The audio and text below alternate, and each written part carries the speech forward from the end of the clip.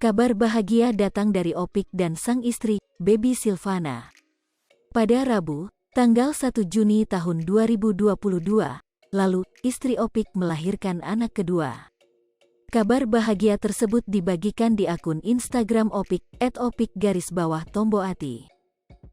Pemilik nama lengkap Aunur Rofiq Lil Firdaus juga mengumumkan nama putranya tersebut. Bernama Maulana Muhammad Hussein Abdullah El Firdaus. Semoga menjadi kesayangan Allah Subhanahu wa Ta'ala dan menjadi kebanggaan Rasulullah Shallallahu Alaihi Wasallam. Bahagia, selamat dan menyelamatkan dunia wal akhirat. Amin ya robbal alamin. Mohon doa terbaik dari semua, tulis keterangan postingan. Kabar bahagia ini pun mendapat ucapan selamat dari para rekan artis. Baby Silvana juga membagikan potret putranya di dalam sebuah box bayi dengan mengenakan baju putih di akun Instagram @baby.silvana. Potret bayinya pun mengundang rekan artis untuk memberikan ucapan selamat. Dikutip dari grid.id, Opik dan Baby Silvana menikah pada tanggal 17 Desember tahun 2018 di Bandung, Jawa Barat. Baby merupakan istri ketiga Opik, setelah sebelumnya Opik menikah dengan Dian Rositaningrum dan Wulan Mayasari. Dari pernikahannya dengan Dian Rositaningrum, Opik dikaruniai 5 orang anak.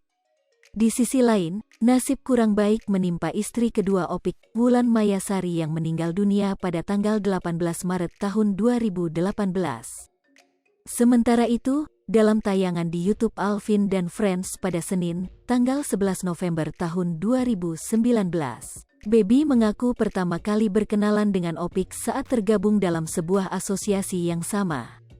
Pertemuan pertama, saya kenal sama Mas Opik itu di salah satu asosiasi dan kebetulan aku sebagai sekjen dan kewajiban sekjen kepada anggota, kenang Baby Silvana.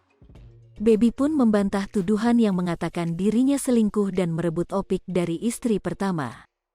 Ia menegaskan bahwa kedekatan mereka baru terjalin usai suaminya itu menyandang gelar duda.